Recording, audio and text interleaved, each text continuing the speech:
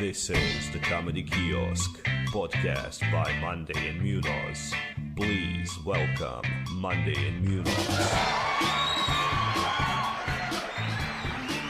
Welcome to the Comedy Kiosk, a podcast in which we discuss news, opinions, and ideas about comedy.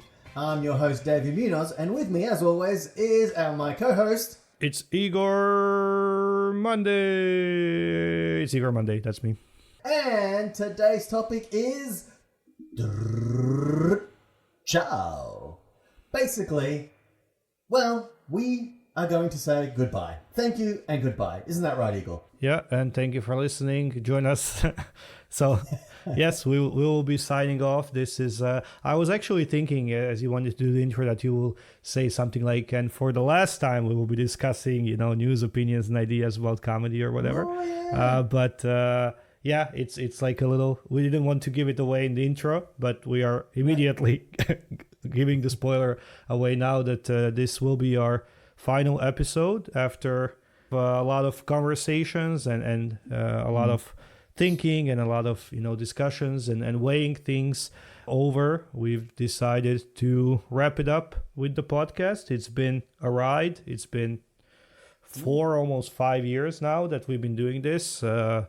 10 seasons of the podcast, and I don't know how many episodes in total, 70 I guess. A lot of interesting topics we went through, a lot of guests we had, listeners from around the world, as I can see on the statistics of the podcast. But and we will talk about this a little bit later due to some reasons and changes and new developments in our lives. It's just not sustainable, feasible anymore. But before we get into that, let's maybe talk about how did this podcast even come to be? Because all I remember is that we started, I think the first episode we recorded was maybe December 2020, and then we published it in January, I think, and we were talking about comedy during COVID, like comedy in 2020. But I don't honestly remember how did we decide to even do the podcast, because we know each other for a long time. We met maybe 2015 or something, 14, 15. And we performed together a lot. And back then we were in Moscow. This was before all the political problems and even before COVID and everything, right? So, but I don't remember how did exactly the two of us decide to do a podcast. I'm not sure. What I remember is it wasn't my idea, so all the blame is on you. Okay. Thanks.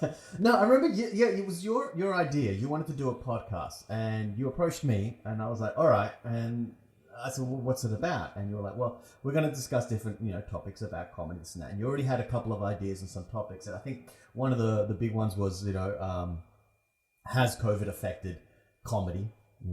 Sort of thing. Because I think that was kind of the impetus. Maybe was. You were after the way that we had to do comedy during that, and then we were coming back to doing it live. And I think you kind of were, I think it was kind of curious for you to see how it would affect and whether there was going to be a new normal, which everyone was going on about. This is the new normal, which turned out to be a big overhyped piece of shit. And everything went back to normal and kind of people just ignore it and now just remember it as a big conspiracy theory or something. Well, I would say that everything went to normal, and we do have a recent episode on that as well, kind of 5 years after COVID. Are there any, still consequences? But yeah, that might be true because that was the period of time where a lot of podcasts started. Obviously, people were locked at home. People wanted content, and people also had nothing to do but to create content for 6 months or 8 months, or in some countries 2 years or whatever. So I know that a lot of these kind of homemade shows and sketches and podcasts and everything started in 2020. And I think that was actually for a while, a few times before that, I actually tried starting a podcast with someone and did a few pilot episodes or whatever, demo versions. I did one with my good friend and a former comedian colleague of ours, Arun, as well. We did one video episode of that. I did one with Oleg, our also friend and a producer in Berlin nowadays. I did one with my friend where we just talked about some geeky stuff like the MCU or whatever. Also maybe or maybe that was after we started ours, I'm not sure. But I always kind of had ideas of what, I want to talk about. And at that point, we had quite an interesting experience as well, performing and like producing shows and organizing. And then we went through this like very turbulent, year, and everything changed. And I think, yes, that was probably the spark and the kind of catalyst of this idea. And I remember that I approached you with this because you are very chatty, right? And you all like, which I think is great for a podcast, obviously. Like, I wouldn't want to have a podcast with someone who just, goes, yes, no, yes, and we, at that point, or just before that, usually after almost every show, we would hang around. Like, if you remember, we had a show, and then we would go across the yard and hang around in that like craft beer bar. And have like a few beers and chat. And we started like at some point talking about these kind of topics, like, how it is to like create a lineup for the show, or what happens when someone heckles you, or, oh no, someone really bombed today. And we were already talking about these things. And I think that kind of prompted the idea, let's sit down and record those conversations. And I remember I like initially borrowed a microphone, this like Yeti or whatever it's called, from a friend of mine, and we kind of set the two of us and put like this microphone between us, and it created a lot of echo and the sound. If you go back now, dear listener, to like the first 5 episodes or whatever, it's pretty bad. And I think the quality really fluctuated up until the episode 20 maybe, when we bought ourselves a decent pair of microphones. Right? Yeah. But I remember we were recording first on that like one podcast mic. Then I had to give it back to that friend. Then we recorded like this tiny kind of clip-on mic as well for a few episodes. Then we recorded on the dynamic microphones that we use for performing. Finally, the sound was better. And then at the end, we bought these ones that we're using now, like the condenser mics or whatever. Yeah, that really, improved the sound. It's still not great. It's still not studio quality or whatever, but we did put in some kind of effort, and I learned a lot about editing as well and everything along the way. And we did, as far as I remember, because we were recording that back in the day in my apartment, in my flat, which was like a 1-room apartment. It had this like big ass old table that I had the whole setup on, like the computer, speakers, mixer, microphones, and everything. You had a mixing desk and deck on there and everything. Yeah. And I remember because we could mostly do Are we recording a podcast, or are you doing a DJ set? A little bit of both. A little bit of, well, that's I in the meantime I got rid of all of that equipment, sadly, but yeah, back then, because of also running and producing shows, sometimes you had to bring something to like a venue that doesn't have a sound system or whatever, so I had all of that at home. And then I remember it was always the weekend, because obviously like we had day jobs and stuff as well. And at that time I was living with my girlfriend, and I would always have to be like, okay, David is coming, leave for like 3 hours or something, just find something to do, don't bother us. And and then you would show up often with food. Yes. Because that was my thing. I always grab food along the way, so we'd have lunch or whatever. So I was like, usually it was messaging you on my walk, like, all right, so what do you want? Do you want like this fast food? Do you want that fast food? Do you want something different? Are we doing shawarmas? Are we doing burgers? Usually it was Burger King. Though, Burger King. At some point Burger it King became kind of like the default. Yeah, the sponsor of this podcast, unofficial sponsor, Burger King. Because unofficial sponsor through diabetes. And I think you were coming from your like lessons or something, because you were coming from somewhere, and then it was just on your way to stop by, pick up some food, and come to mine. And then it also like this period when we were eating before recording, it gave us a chance to prepare a bit and to go through the topic and to write down some like bullet points. Discussion point. And also just to have a general chin wag of, things, especially things that were happening in the scene, plans we were doing, like, you'd be telling me about, we're going to be doing a show in this town, this and that, if you're up for it, blah, blah, blah, or, hey, we had that show, I was like, how did that go? Yeah, it went great, or it went shit, or, so-and-so was on point, so-and-so wasn't, blah, blah, and, we just discussed, and sometimes from that, we'd also come up with some topics, maybe. Yeah, because it's all comedy-related stuff. Yeah, I think we were recording either Saturday or Sunday, and usually we had our regular shows like Friday and Saturday evening. Like every Friday and Saturday we had a show back then in the club. So that means like if we meet on Sunday, that there is like, and if you've been on like Friday show but not Saturday, because I was usually there both nights, either hosting or kind of show managing or something.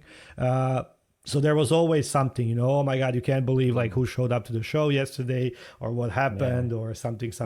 So yeah, we kind of discussed these things and just caught up in general also with our lives and everything. Because as far as I remember, like before that, we did hang out in like groups of people, especially these like after show drinks or whatever. But I don't think we've ever hung out like the two of us a lot before that. Yeah, no. I mean, because, it's just like, because normally it was like, and when we did hang out, it was stuff like park, like, you know, I think you used to organize like get-togethers in the park and stuff like that. Like, then it'd be like your group of friends also outside of comedy that would, you know, we'd all blend in and mix. But yeah, you know, sitting down doing a podcast allowed us to kind of like get to know each other one-on-one and kind of, you know, talk about more personal stuff and things like that and get to know each other's backgrounds and all the rest. So I think also, you know, through the podcast, we kind of, definitely got to know each other and became good friends. Yeah, especially like this before or after we would chat. Sometimes we would record till I think like 5-6 afternoon, and then we would maybe go to the show or something together. I remember like a few times we would leave together as well after that, and it just gave us basically a reason and an excuse to just hang out more, to spend more time. But I do remember out of like whatever 70 something episodes, some like really, you know, even uncomfortable and funny and whatever ways we recorded. And obviously people won't know that because it's, you know, the wizard behind the curtain kind of backstage thing. But one of those times we recorded was super hot. I remember like 36, 37 degrees and we couldn't open the window or anything, my balcony, because I had this road underneath my window, which wasn't very like big or important, but for some reason like some trucks or something were passing by. It was always the trucks. You hear the trucks go past. I was literally thinking about that. I was like, those damn freaking trucks. And that's what forced us to keep the balcony windows and everything shut. And we would suffocate in that room. It's just like two grown men sweating, you know, for like an hour and a half and recording on this like tiny ass clip-on microphone as well, hoping that it's actually catching what we're saying. And then you like finally open that sauna, get some fresh air. Actually remember like when we recorded this, there was another podcast from our same kind of group of comedians in the club.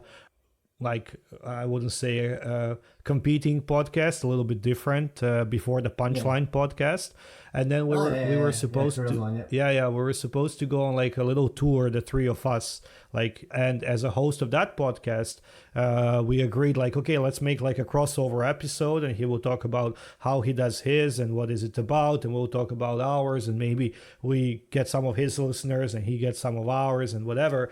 And then I think you couldn't go for some reason. I don't know, did you like catch COVID or something? I'm not sure. Just like a few days before the trip. So just the two of us did go, me and him, and we recorded a podcast like on the road. And we recorded it by like for an hour and something, just holding a phone between us. And I remember it was in this like shitty ass kitchen of like the cheapest Airbnb we could find, with a lot of echo, with a lot of like background noise, outside noise, because it's like old windows, rickety windows and everything. And we did a podcast there. And I think we also did a podcast, you and I, but we did also these like trips to like Resign or whatever. Yeah, there was one in particular, and I think and wasn't it like at one point we were stuck outside the building? Yes, for like 40 minutes at like -20. And the guy just walked past us and went upstairs, and he was like, why are you guys not coming? And we're like, we didn't know, we're freezing down here. Like, let us in, right? Our brain stopped working. We don't know who you are. You didn't introduce yourself, you numbnut. And then we went upstairs. We took like a warm-ish shower because I remember the water wasn't really that hot, and then we recorded an episode because this was right after the first show we did, kind of on the little excursion tour, whatever, but before the second one.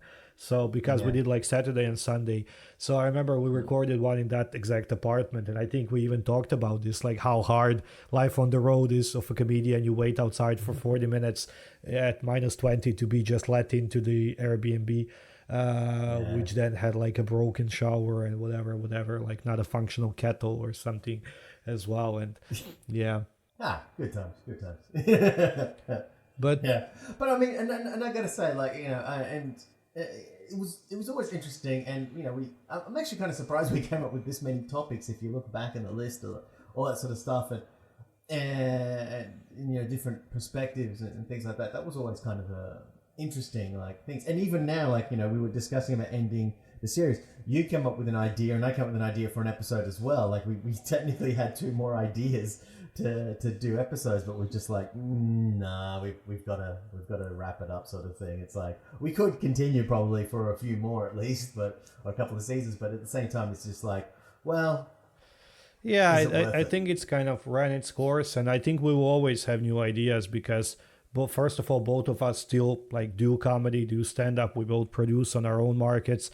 We both are involved in this world, and we are, a little spoiler alert, planning like a little mini tour next year, hopefully together, and all of these kind of things. So we'll always have something to talk about, and I do feel that we have some, let's say, authority on some of those topics. We've been doing this for a long time across like different places, different countries. We come from very different backgrounds.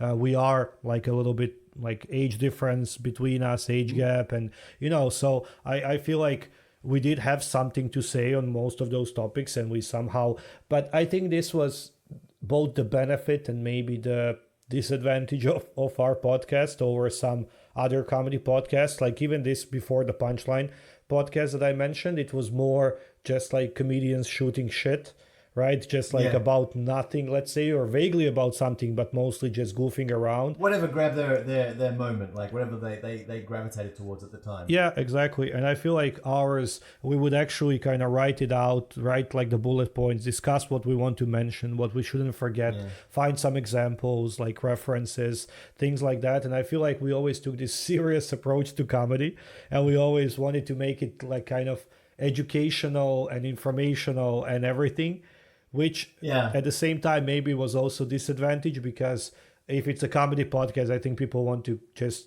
turn it on and just be amused, like maybe laugh, maybe hear, not, because I feel like it was at times more like TED Talk than comedy, Yeah, I think you're absolutely right. I think we didn't go chasing the laugh. If it happened, like if we end up with a funny little moment while we're chatting, whatever, but we never chased it. We never personally said, oh, we've got to make it punchy, we've got to make it funnier. We never kind of went down that route. We wanted to give people the insight of what it's like behind the scenes. We wanted to reveal the wizard in a way to people I would say kind of like amateur comedians, like not at the high level professional stuff, but what it's like to be like working at it, to be on the ground level, creating shows and what it takes. And hopefully maybe if people were thinking about doing comedy or starting their own scene, maybe they could get little tidbits and this and that. And at the same time, just our perspective on topics related to comedy and a couple of non-comedy stuff, but when things happen. So I would say that is kind of the angle that we were going for, and like you said, it's positive and negative. People who appreciate that, who are interested in that, great. They were just like, great, two guys who aren't trying to force a laugh and trying to do it just for the chuckles. These guys actually want to inform us and tell us the information. On the other hand, if someone is looking for that kind of, I don't want a serious topic, like I don't want to hear just two guys talking about what microphones to get or how to approach a club or what you need to do to set up a thing. Like, I don't want to hear that stuff, or I don't want to hear their perspective on the Chris Rock getting slapped by Will Smith. Like I'm hearing that 101 times or whatever. Like I don't care about a serious discussion about it, or what is taboo, what isn't, or how do you handle a bombing, or is it quantity over quality? That sort of stuff. Like I don't care about that. I just want to hear guys dish the dirt on other comedians and things like that, and you're like, no, that's not the aim of it. That's why I think it was very kind of niche. It wasn't like a broad comedy podcast, and that we could cut any like soundbite out of it and it would go crazy on whatever, like TikTok or something. It was very niche. It was for, as you said, like starting comedians, maybe open micers, maybe like circuit comedians, potential producers, venue runners, show runners, people who wanted to do like festivals, get into that scene as well, or just really comedy lovers, people who go to see stand-up, like local stand-up, of course, not like Netflix stuff, which is super produced, but just your local comedians, and wondered, how do they come up with these jokes, or is this all true, or like, do they have like a muse, do they have a system, a process, do they drink before the show, do they like smoke up before the show, whatever, you know. Yes, no, so no, yes, no, sometimes. yeah, so this is, I feel like, the angle that we were trying to do, but so of course that means the niche was very narrow, and then the question is how those people, like how some open micer from, you know, Peru or from Uganda or from Malaysia can find this podcast, and sometimes they did. And in the breakdown of the countries that I sadly on our platform that we're using, I cannot get like the total data for all like 5 years. I can only get I think the last year or something. But as like my memory serves me, we did have people from really all around the world. Like I would sometimes be like surprised and shocked that we have listeners from, I don't know, like Rwanda or or like Suriname, or, you know, like just some random, you know, places, Kyrgyzstan or something. So which means in a way we did achieve something, I would say, like reach some broader audience.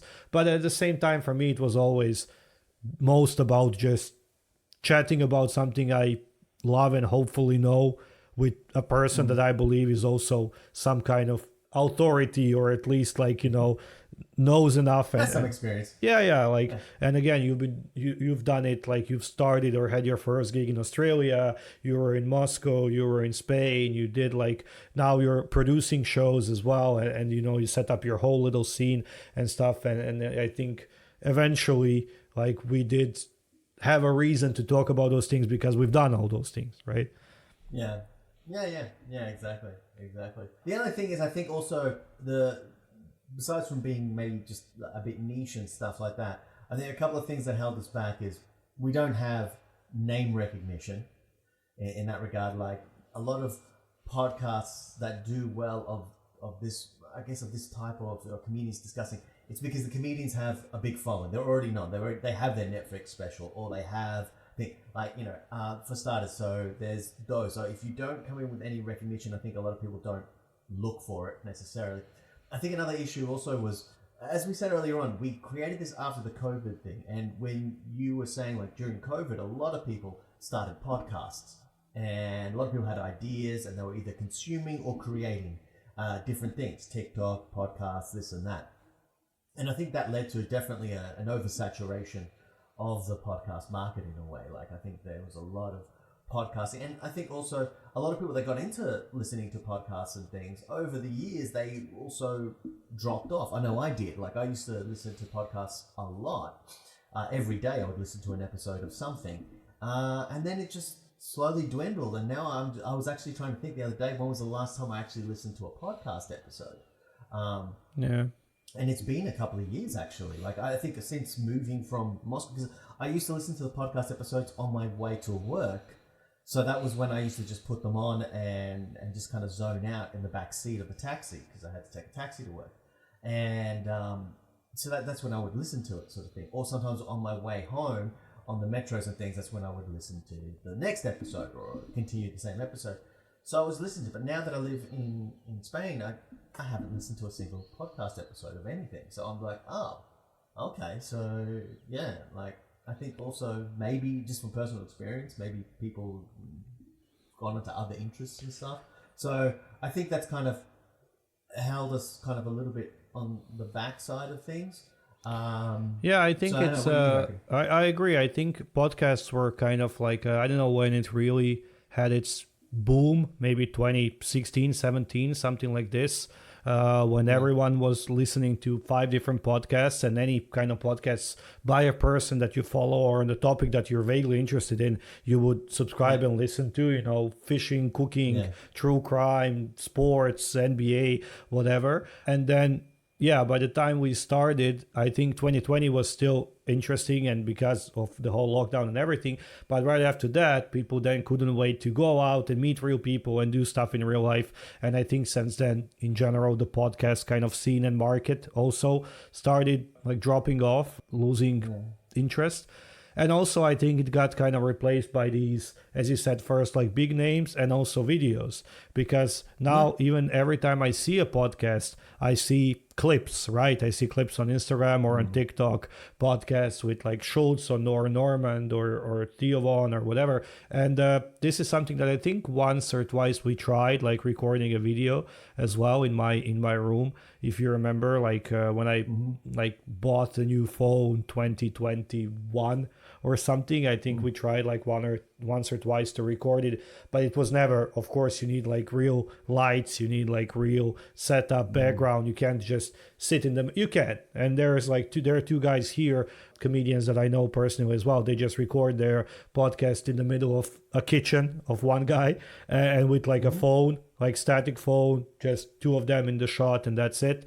But it's a little bit different because the podcast is also more just two guys goofing around. So the idea is to be like, what if they just sat in someone's kitchen and talked nonsense, right? So it's not really as we had like a discussion and structure and some like lesson. Also, you edit the episodes, you know, this sort Yeah, of thing. yeah, You yeah. cut out any dead air, or if we get too repetitive, you cut out the repetitive. So if you think right now, oh my God, these guys are repetitive, we're a lot more repetitive in real life. Just so you know that I've edited like episodes from, I don't know, like 1 hour 20 down to 40-45, which is still sometimes a lot, but you know, I've not just, you know, the places where we repeat each other, ourselves and so on, but sometimes something, of course, doesn't work or breaks or there is a noise. And for the last like 2 years we've been recording this remotely, right? So we used to have the possibility and privilege to sit down in the same room, but now since I'm in Croatia and you're in Spain, and I don't know, have we ever mentioned this on the podcast, but we do it over, you know, like Google Meet and record separately, and there's obviously a lag and technical issues, and I then like try to join these two audios into one, and sometimes we overlap when we start talking at the same time, and sometimes we had issues where there's a big problem with internet connection or video and we cannot see each other talking, and it's so a lot of that would get edited as well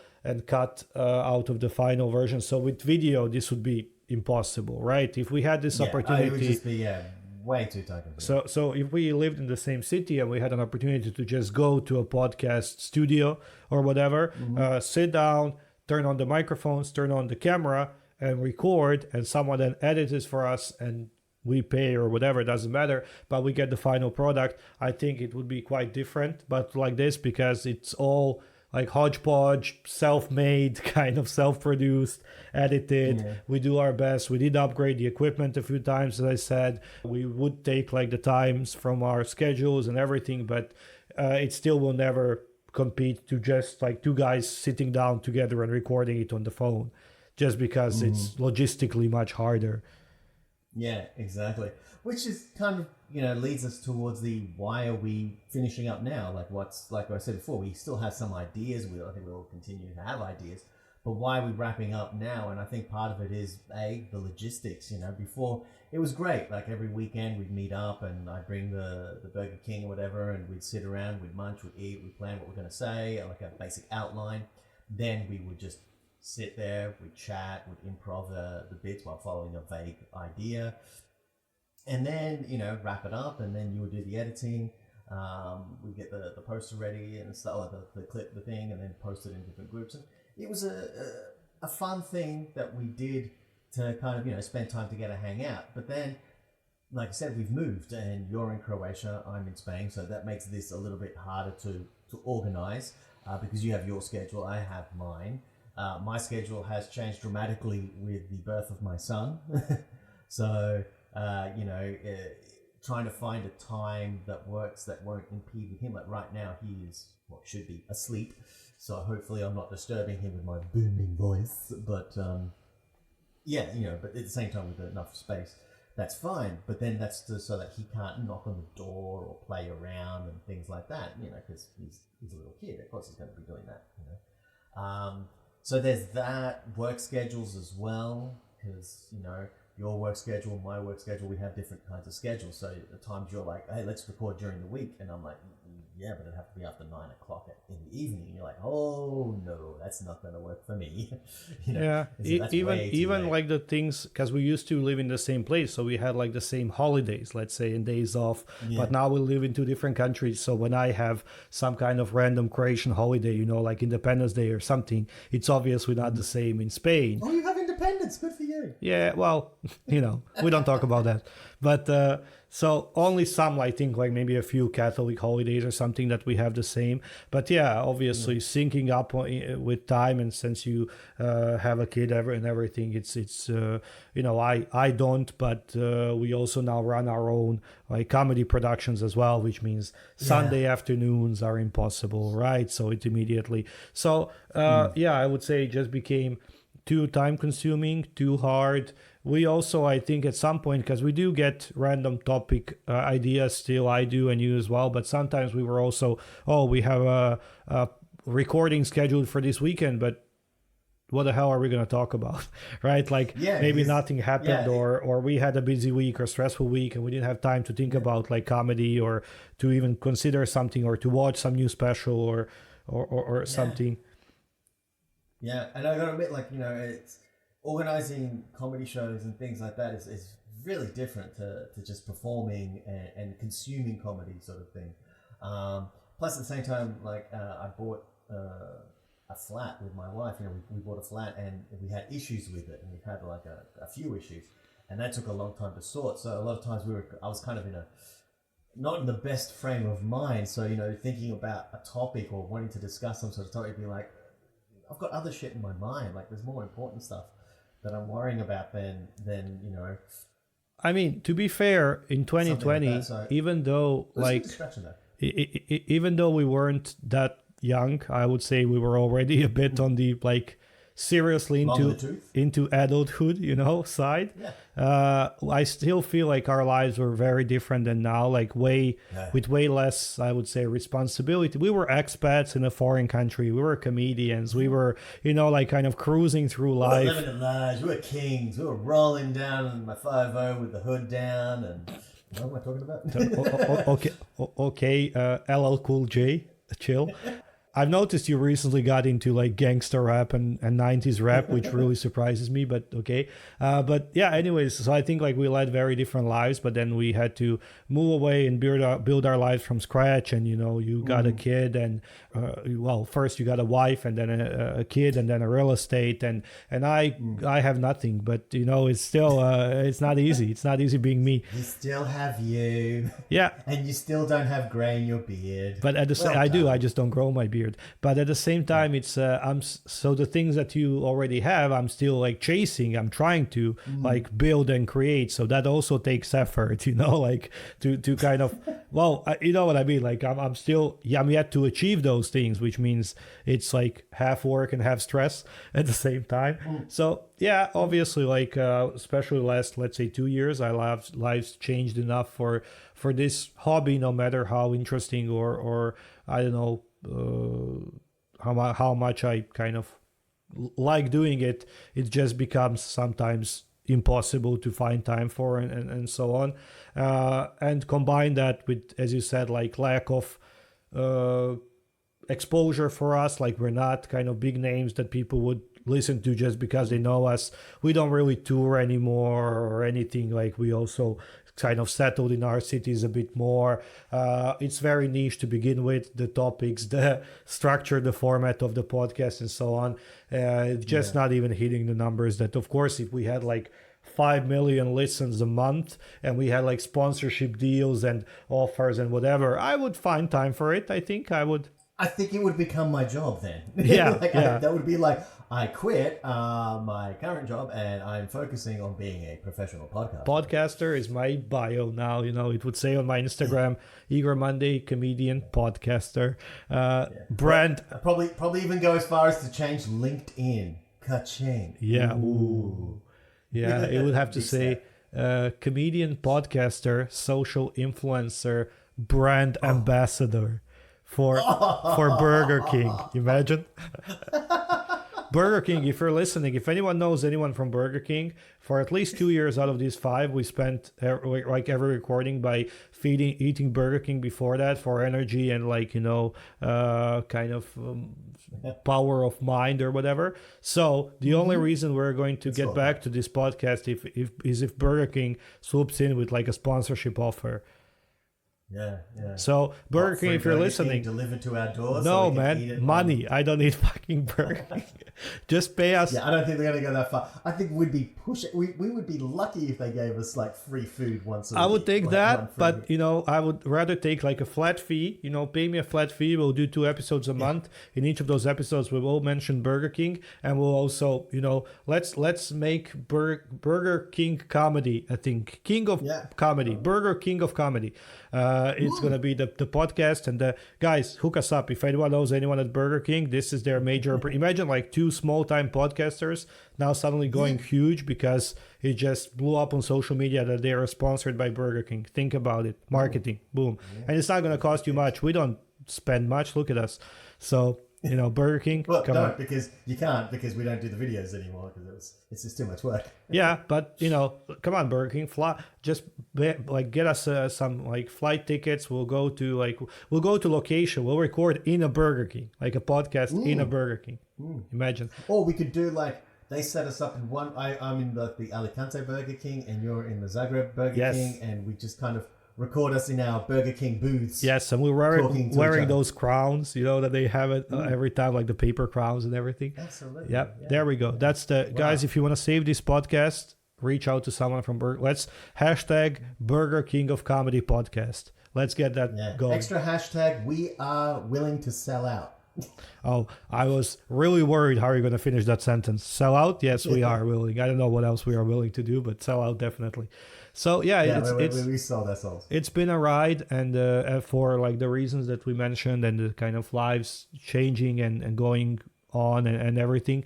What's next for you in terms of comedy? Where do you see yourself in the next like 3 months, 6 months, 5 years? I'm kind of at a bit of a crossroads at the moment, because even the organizing the stuff has become kind of time consuming as well. And I just, originally I just wanted to perform. And the 2 of the guys here, they've got this nice little simple setup on a Wednesday where they just get up on a stage. They don't care if anyone shows up or not. They just perform, and that's it. And then they're done. And there's no carrying of microphones or speakers or anything that I have to usually do. And I really like that. It's like, I don't have to. It kind of reminds me a little bit of like the Jim and Jack days in the beginning, but without the idea of wanting to expand whatsoever. Like, we don't care. We just needed a stage, and the person's like, I mean, someone was still running that. It just wasn't you. That's why you don't know. But like, I was still coming like an hour early to set up the chairs and connect the microphones and everything. It's much nicer when it's already done for you and you don't have to be the one to do all of that. So there's that.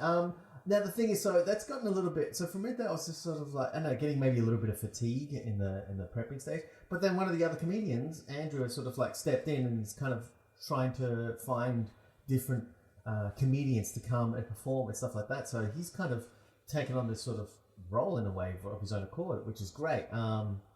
Which means I'm still setting it up and things like that. But it's just, I don't know, it's interesting. It's just nice to know there's someone else there doing it. Like, you always had like someone else that you were also doing it with.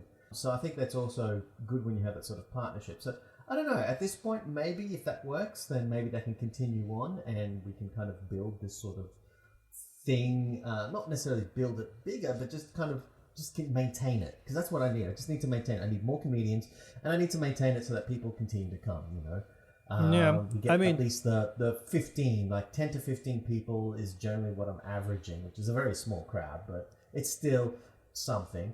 And then if we can get it up to the 20, then I would think for Alicante that would be quite nice. If we end up with a regular 20 coming to shows, that would be very good. So that's kind of where I'm going with the comedy-wise. And I was always saying, and I stick by that this is like a 2-man project, like you always need. And when I was like running shows up until now in Zagreb, it was always with someone else. And I feel that now when I'm running it myself, it's just too much work and stress, and you cannot be like producer and usher and doorman and host and headliner and everything. And I know it's kind of at the same time the same for you as well. So obviously, like, if you can share that load, if you can come to someone else's shows, maybe produce something of your own as well, because I feel like we also need like an outlet, right? This was a way for us to express ourselves and to share some ideas and thoughts and feedback and what's going on, but then also as artists, as performers, as craftsmen, as we said in one episode, I think at least we shouldn't ever give up the stage time, even if it's like 5 minutes a month. But I think it's good for our mental health as well and the people around us. And so I think I'll just keep doing the same, like keep producing the shows here whenever I have a chance to travel somewhere like Berlin or some other like hubs for comedy, to go there for a week, do some shows. And we are slowly but hopefully planning like a little tour, right, for like spring. The two of us and our friend from Berlin, our colleague comedian. So keep an eye for that. If you like us, if you like our style of comedy, if you've seen us perform or you just enjoy this podcast, you can maybe catch us somewhere in person as well. Yeah, that would be great. And then you can basically say, yes, I used to listen to your podcast, and we'll be like, oh my God, you're one of 3 people. Here, have a badge. To anyone who approaches me in the next year and says, I've listened to your podcast and can name at least one episode, I'll buy you a beer. That's a guarantee. That's a Burger King guarantee. The Burger King guarantee. Love it. Love it. Likewise, I'll get you a beer. Yeah, thank you. Just nothing too freaking fancy, all right? You gotta freaking pretend. Yeah. Just a regular run-of-the-mill lager, like the. Yeah. But actually, the place where I perform, there is no run-of-the-mill lager. It's all boutique beers. So, I never said in a. I'm stuck. I never said in a bar. I said I'll buy you a beer. It's going to be in the cheapest. Yeah, exactly. We'll go to the local supermarket. Just pull one out from the shelf from. But pull out a warm one for you. There you go. It's a beer. But thank you so much for listening to us. If you have been listening to us for like this whole time, all these years, maybe from the first episode or maybe from like 2 episodes ago, doesn't matter. And if you're listening to us now, really means a lot. I kind of keep an eye on the statistics and the hits, the listens. I don't know how many people are actually listening, but if it's 5, if it's 50, if it's like 5,000, whatever the number is, if it's 1, if you're the only person listening to this, still we appreciate you doing that as well, because for us, as you, David, probably agree, it's been fun. It's been something that we love doing. We love talking about. We hope we helped someone. We, hopefully we inspired someone maybe to do comedy, to start producing shows, to start touring, do a festival, whatever. All I can say is thank you, and hopefully we can one day meet in real life, or you can follow our stand-up and see how we do with that, maybe see some clips posted anywhere. You can drop a like, you can drop a share, you can drop a comment, and no matter like that there will not be new episodes, you can still share this podcast with some people that you think will enjoy it and kind of going back and re-listen to the old episodes. Yeah, you have until, February possibly? Possibly, because if we don't renew the subscription, then they might delete it. We don't know how it works, but hurry up. I think, we'll have to discuss that later on after we finish recording, because it's a bit of a convoluted mess by the looks of it. In any case, thank you so much for being with us for this final episode as well.